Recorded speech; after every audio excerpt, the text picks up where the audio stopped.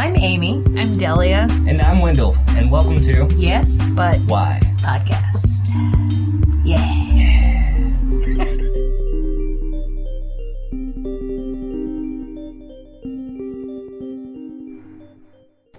It's funny because, like, you, as far as the shitting yourself thing goes, not to always bring that up, but that might happen today. Oh yeah, but taking it back to shitting yourself, I know that we're talking about, Syria now, but that only happens to me when I'm tripping. I don't know, like when I trip, like mushrooms or something, I get that, like, it's like a wet thing.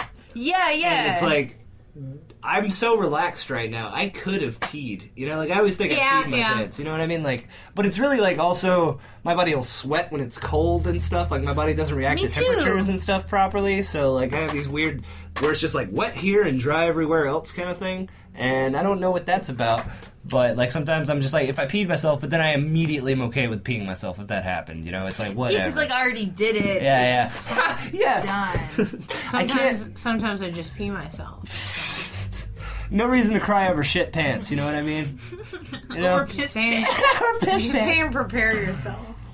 Just, like, carry extra underwear. Yeah, you always want to be prepared. I forgot what, I was reading something, or I probably wasn't reading anything, I just, like, heard it. But it was like, I just like people to think I read. A homeless man said this to me. keep a spare shirt, like, in your car. I'm like, yeah, I'm gonna start doing that. Gonna carry a book and, like, water and shit.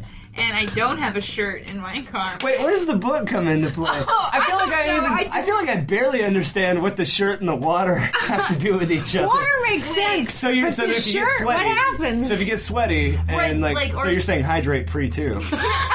I don't know why I mentioned the water. I think it was just like things that you should carry with you because you never know what'll happen. Fair enough. Like to just be prepared. I think the thing you should definitely if we're being prepared, you should have not a shirt, underwear. You need a second pair. But I'm sorry, I know that everyone's not just shitting themselves. I got one of those gross stories. I've had to like bail on a pair. So that's oh my that's God, totally. I didn't do that too.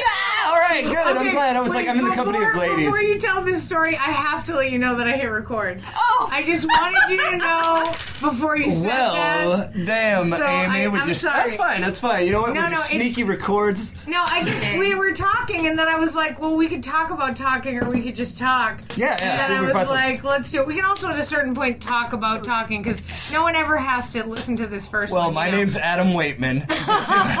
No.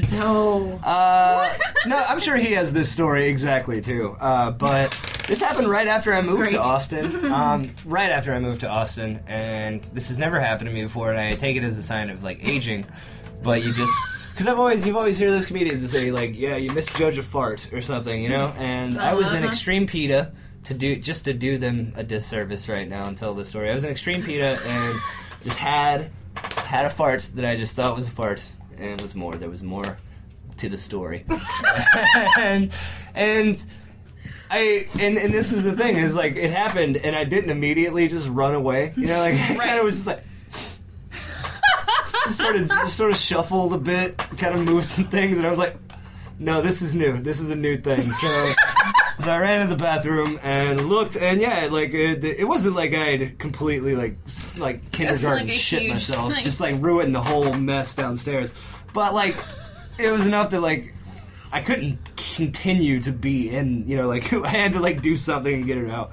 So I had a pocket knife and I actually cut the sides of my underwear and pulled it out and just left them in the bathroom at Extreme PETA, and then went and ordered my food because I didn't even get that far into Extreme PETA. Oh, I was gonna. I washed my hands and I got really. No.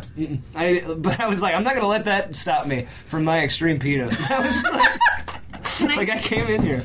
Can I tell you something about your story? The whole time when you said Extreme PETA, I thought you were talking about the animal lovers, you were really into PETA. Oh God, okay. So I was like, okay, I was getting really cool. hardcore Like, about PETA. Never has that been a part of my life. I meant Yeah. literally the restaurant Extreme PETA right beside Jimmy sure. John. Well, it's P. Terry's now. It doesn't exist, so I guess it's fine for me to. It's where P. Terry's is, but Extreme PETA was right beside Jimmy John's right there, like 6th That's and right. Congress. No, I actually like the idea that there's a foundation or an organization that's not just PETA, it's Extreme PETA. Extreme Yeah. PETA. Like, it's like, hey, we're not just here to protect animals. We're seriously here to protect some animals. PETA is extreme enough on its own. Like PETA is like a terrorist organization almost. Like they like bomb laboratories and like they do like genuine collateral damage. Maybe that's what Extreme PETA does. Oh, I'm Yeah, sure. maybe PETA's like, don't shine this light on us. It's Extreme PETA. Those really mean jerks, you know, like. God damn it, we're always getting the rap for extreme PETA. Yeah, like I remember it was like this. Literally, it's all trickling down. We're really just hugging pigs over here, telling them it's gonna be all right. No, like the founder of PETA was like basically said that, or asked the question like, if it took the life of one rat to cure AIDS or cancer or something like that, like would you be all right with that? And she was like, fuck no. Like she's like one of those people that was like, absolutely not.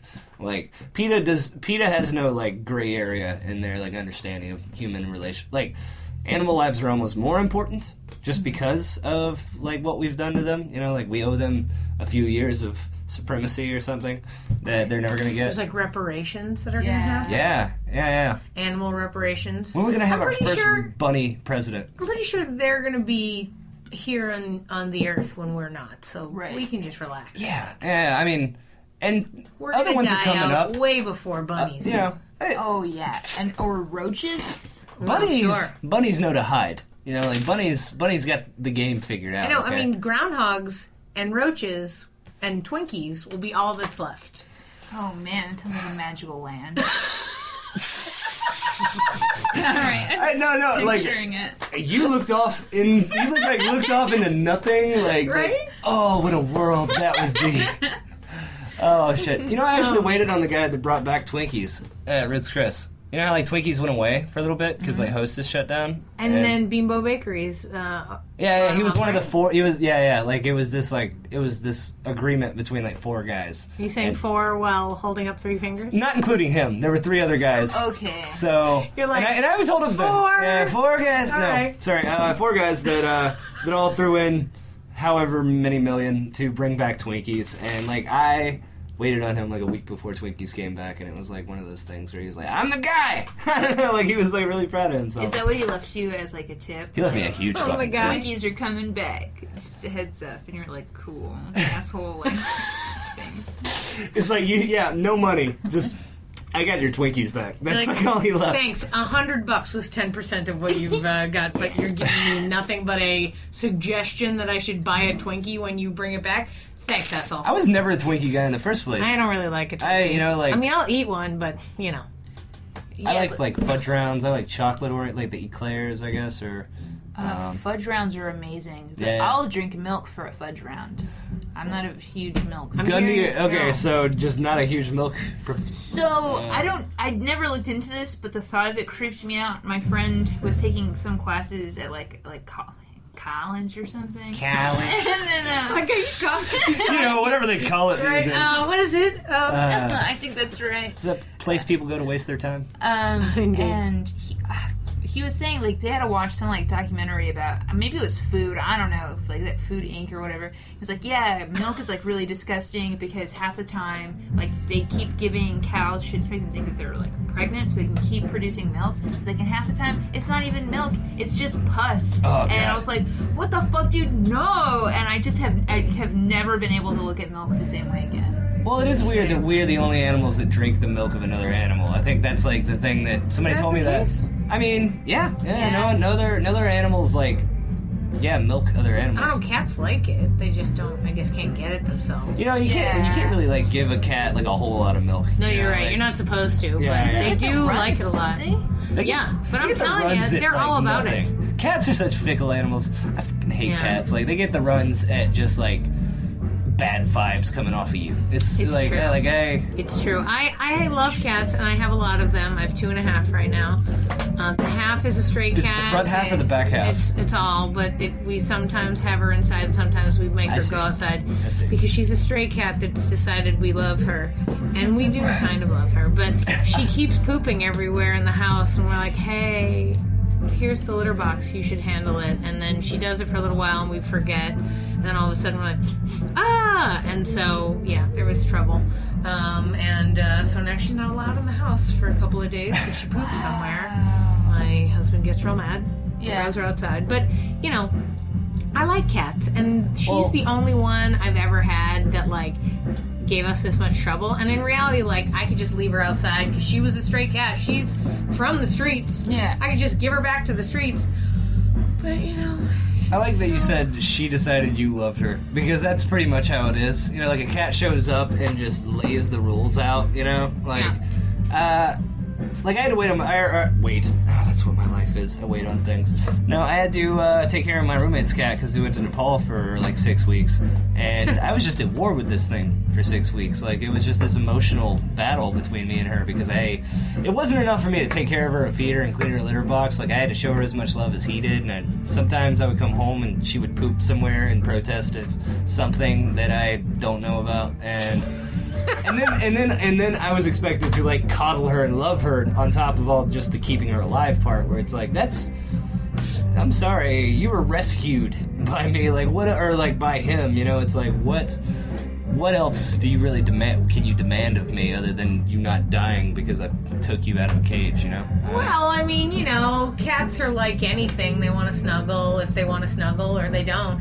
Like, I have one cat that doesn't want to hang out with us ever. Like, she's just like, yeah, thanks for the food. Yeah. I'll see ya. Yeah. And then there's the other one. My other cat, like, literally lays on top of me, like, and will come up to me while I'm working, like I'm at the desk, and like climbs on top of my chest. I'm like, hey, wait, doing something right now. So I mean, they're just like people. There's like some of them really want you to snuggle with them, and some of them don't. And I mean. They're almost like people. They're enough like people to where they have like expectations and sort of attitudes, but then they're not enough like people to understand like the full effort on your end. You know? Like, oh no, absolutely not. You know, like there's no like, well, you did a good job today. I know you had a rough day. I don't need you to, you know, like, I don't need you to constantly be on top of me. Yeah. I won't shit on the floor, or I won't shit on something you really like in the apartment. That was like her thing. She knew shit I liked, and then she'd go find it and poop on it because I wasn't him. And See, that's like malicious. yeah, No, that's the thing. She gets it. right, she fucking okay. And everybo's like, no, cats are great. And I'm like, all right, well, this is the one monster cat. This is the Hitler cat. You know, but cats are not nice sometimes. Like my cousin, there's a cat that we actually found in front of the theater, and I gave to my cousin Georgia, and she's a bitch. Like, she just yells at you and scratches at you all the time. Like, whenever I go into the house, she's like, meow, like, and I'm like, what? I'm great. Like, you should love me. I'm the best cat mother. Was it like a kitten, like a little kitten? Yeah, when you found little kitten. it? And so, like, you know, all the love, all the taking care, like, she's had all the things, you know, just different. You know, it's like it's like between Brandy, the stray cat that we have in the house, she's very snuggly. She keeps to herself most of the time. Sometimes she swats at the other cats. But other than the weird pooping thing, and by the way, hilariously, she's the tiniest cat. She poops like 3 times her own size. Like, it's impossible how that's a thing. But no other cat that we have has pooped such humongous amounts. So we're like, clearly it's her. Right. That's like the other thing about cats is the whole having to scoop their litter out of sand thing. Like, there's no dignified way. Outside. Yeah, I don't know. Well, I mean, with a dog, it's just like You go Ziploc outside. baggie, you pick it up. Maybe you have to like go outside and like hang out with it on a leash and like walk it. You know, there's a guy every single day in my apartment complex. Recently I've been dropping my husband off at work at like 7 a.m. And when I come back to the house at like 7:30, this man is walking his dog whilst drinking a beer every single morning. And I was like, Is he starting his day or is he towards the end? it's hard to know. Like, yeah, it's hard to know. Like, that's really interesting. Some people have to. Older and disheveled, so Okay. it's hard to know. Yeah, some people have to start their day out like that if they want to like not have the shakes and shit. You know, Sure. like some people gotta like Right. Like, I remember I worked in Clemson. I worked at a Mellow Mushroom for a little bit, and yeah, I'd get there at like 6:30 in the morning, and the manager would have like a Miller Lite in his hand. But like he was wearing like a polo shirt and glasses. He didn't really look like his life was like shit, but he was drinking like Just it was. because a man wears a polo shirt doesn't mean his life is lovely. In That's Clemson, why it he was does. wearing the polos, you know? He was like trying to make it Keep look this like. facade. Yeah, everything's all right. You know. Yep. Bastards. See, I don't know. I just like a dog's just like upfront stupidness. Like it's just so like dogs are dumb, but they love us, and I think that's more important.